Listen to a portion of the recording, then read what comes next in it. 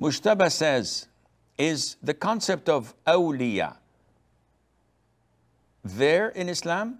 Because some people say that Allah gives some special powers to pious people and they are very close to Allah and can do miracles by the will of Allah.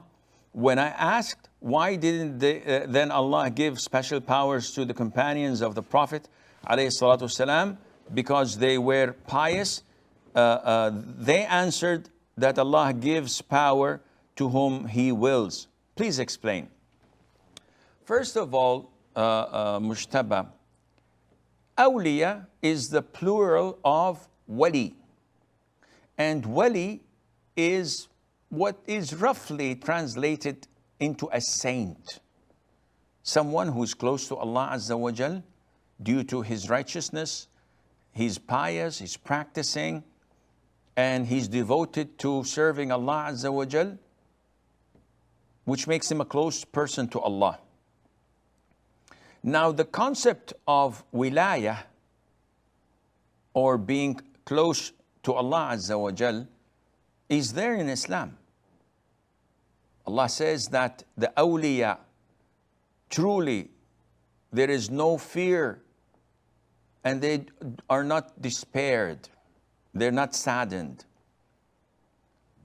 أَلَا إِنَّ أَوْلِيَاءَ اللَّهِ لَا خَوْفٌ عَلَيْهِمْ وَلَا هُمْ يَحْزَنُونَ. And then Allah says, الَّذِينَ آمَنُوا وَكَانُوا يَتَّقُونَ.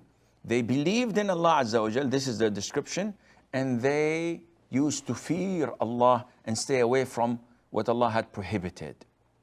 This is a definition of al-wali. And also al-wali, by the way, means guardian. So al-wali of a girl is the guardian of a girl. But here is a different thing. Wali is the allegiance between two people, or the allegiance between Allah's servant and Allah Azza wa Jal, where Allah protects and takes care of him. So this is possible, and there are hundreds, if not thousands, of Allah's awliya. But are they saints in the sense that there is a hidden halo on top of their heads? No. They are normal people. They go to the masjids, they pray. Some of them might be janitors, some of them might be caretakers, some of them might be normal people you don't pay any attention to.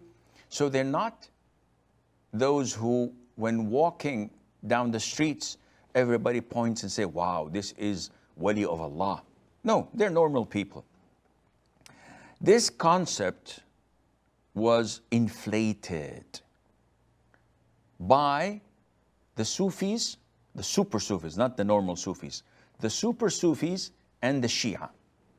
It was inflated to the extent that they gave the wali a higher level than the prophets of Allah. Whoa, this is mind-blowing. So for example, the late Khomeini, who was a disbeliever, the head of the so-called Islamic Revolution. In one of his books, he says that our beliefs that the awliya are below the messengers of Allah, but above the prophets of Allah. What kind of blasphemy is this? To believe that someone is better than a prophet of Allah.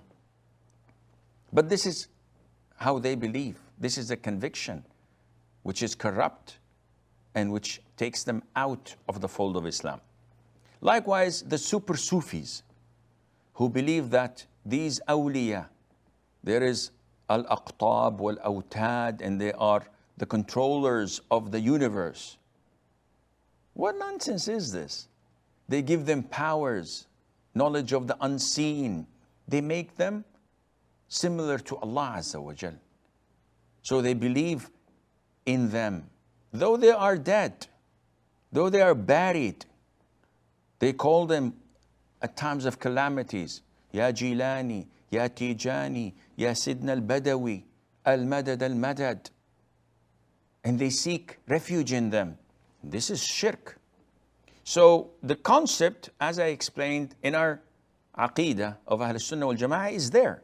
But as you correctly had said, all companions of the Prophet ﷺ are awliya. And the best of them are the four Khalifa, Al-Rashidin, the guided caliphs. And they did not have such powers as these so-claimed awliya have, which people fabricate and make to deceive